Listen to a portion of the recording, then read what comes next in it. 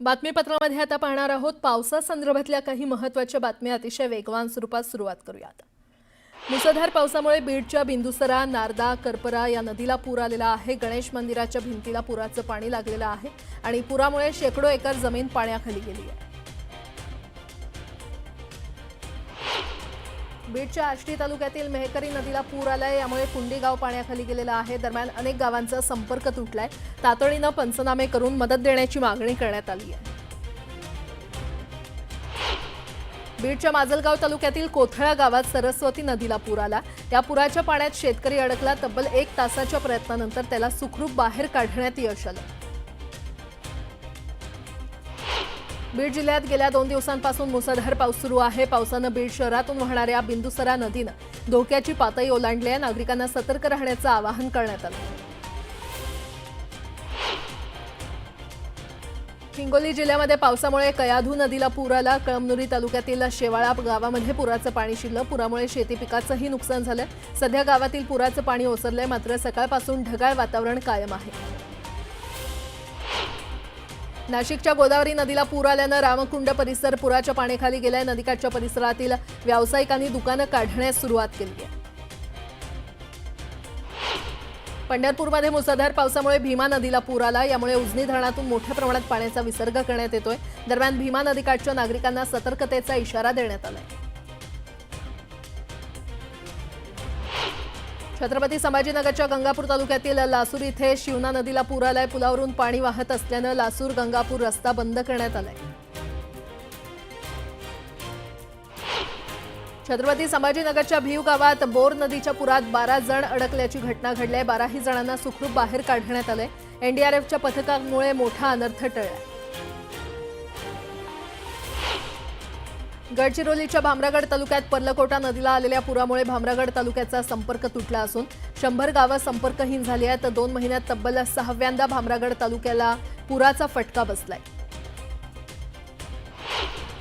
नांदेड जिल्ह्यात मुसळधार पावसानं हजेरी लावली आहे। आसना नदीला पूर आल्यानं अनेक शेतात पाणी शिरल्यानं पिकांचं नुकसान झालंय। वसाहतीमध्ये देखील पाणी शिरल्यानं नदीकाठच्या नागरिकांना स्थलांतरित करण्यात आले। छत्रपती संभाजीनगरमधील कन्नड तालुक्यातील पिशोर परिसरात ढगफुटी सदृश्य पावसामुळे पूरस्थिती निर्माण झाली आहे। अंजना नदीपात्रात जोरदार पाणी आल्यानं परिसरात हाहाकार माजलाय। अनेक गावांचा संपर्क तुटलाय। मनमाडसह नाशिकच्या ग्रामीण भागात पावसाची संततधार सुरू आहे। पांझण राम गुळणा नदीला पूर आलाय आणि यामुळे नदीकाठच्या नागरिकांना सतर्कतेचा इशारा देण्यात आलाय।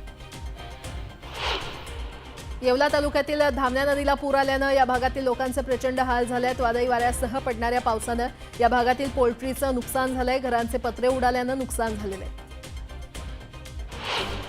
यवतमाळच्या आणि शहराला अरुणावती नदीच्या पुराचा फटका बसलाय। कित्येक नागरिकांच्या घरात पुराचं पाणी शिरलंय। सध्या पूर ओसरला असला तरी काही भागात अजूनही पाणी साचलेलं आहे। नांदेड शहराजवळून वाहणाऱ्या आसना नदीला पूर आलाय। पुराचं पाणी बाजूच्या हायटेक सिटी या वसाहतीमध्ये शिरलंय। वसाहतीमधून 25 लोकांचं सुरक्षितरित्या रेस्क्यू करण्यात आलं। बीडच्या माजलगाव धरणातून मोठ्या प्रमाणात पाण्याचा विसर्ग केला जात असल्यानं सिंदफणा नदीला पूर आलाय। पुरातून दुचाकी नेण्याचं धाडस शेतकऱ्याच्या चांगलंच अंगलट आलं, मात्र वाहून जाणाऱ्या शेतकऱ्याला तरुणांनी वाचवलं। याचा व्हिडिओ सध्या व्हायरल झालाय। सोलापूरच्या बार्शी तालुक्यातील आगळगाव येथील चांदणी नदीच्या पाणी पातळीत वाढ झाली आहे। ग्रामस्थांना पुराच्या पाण्यातून कसरत करावी लागते। नदीवरील पुलाची उंची वाढवण्याची मागणी ग्रामस्थांनी केली आहे। छत्रपती संभाजीनगर शहरासह जिल्हाभरात मुसळधार पाऊस सुरू आहे। त्यामुळे कन्नड तालुक्यातील शिवना नदीला पूर आलाय। पुरामुळे शहराजवळील महादेव मंदिर परिसरात पाणी शिरलंय। अशातच मंदिरातील पुजाऱ्यांसह लहान मुलं पुरात अडकली आहेत।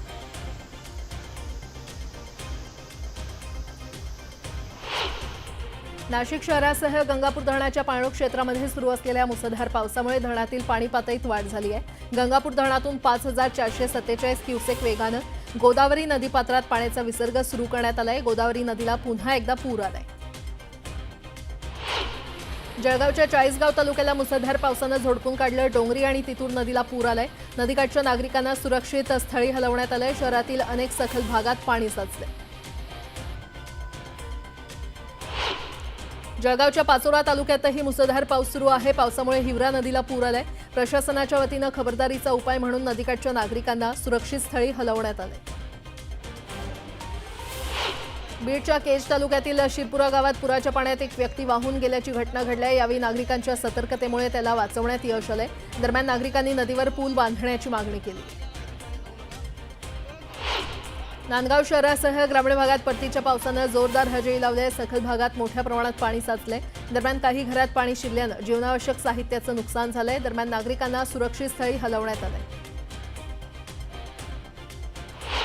छत्रपती संभाजीनगरच्या रांजणगाव खुरीमध्ये पुराच्या पाण्यात बैलजोडी अडकली। यावेळी शेतकऱ्यांना बैलजोडी वाचवण्याचे प्रयत्न केलेत। दरम्यान पुराचं पाणी गावात शिरल्यानं अनेक गावांचा संपर्क तुटलाय।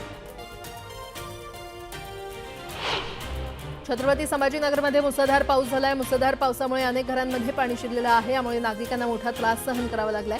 दरम्यान नागरिकांना अश्रू अनावर झाले।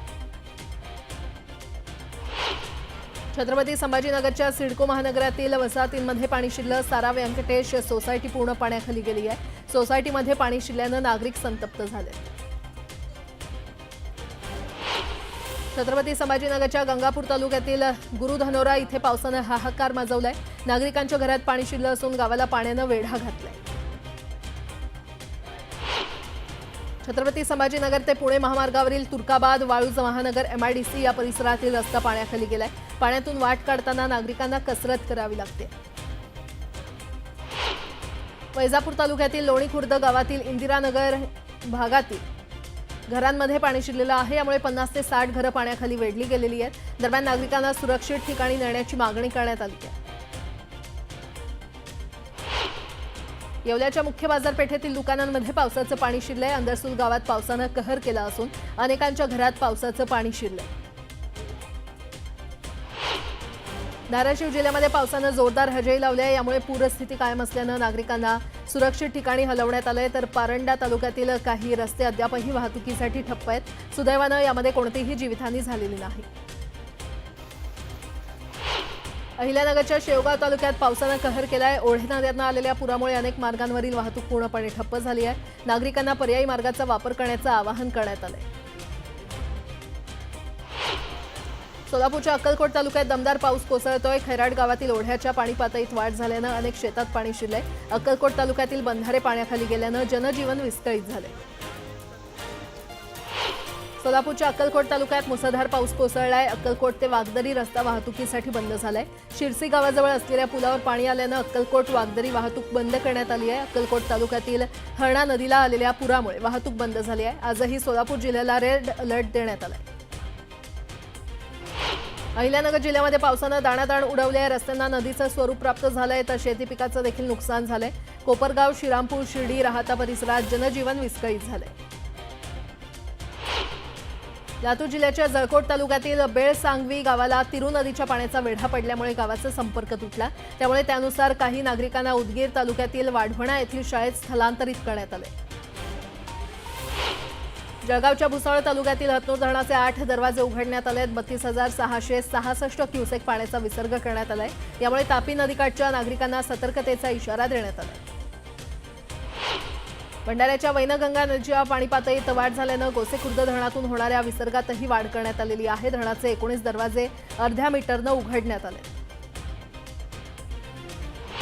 छत्रपती संभाजीनगरच्या जायकवाडी धरणातील पाणीसाठ्यात वाढ झाली आहे। यामुळे धरणातून पाण्याचा विसर्ग करण्यात आलाय।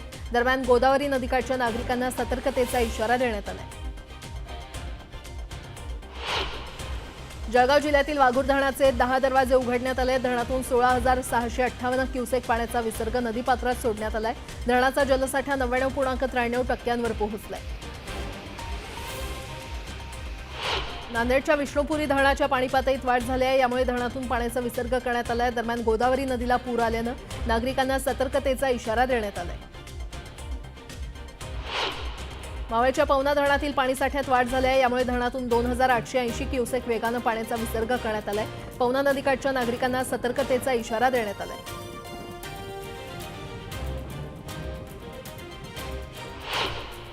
यवतमाळ आणि मराठवाड्यातील जिल्ह्यांमध्ये सुरू असलेल्या मुसळधार पावसामुळे इसापूर धरण हे पूर्णतः भरलेलं आहे। धरणाच्या पाणलोट क्षेत्रामध्ये होत असलेल्या पावसामुळे इसापूर धरणाचे 13 दरवाजे उघडण्यात आलेत आणि त्यातून 22,062 क्युसेक पाण्याचा विसर्ग सुरू करण्यात आलाय।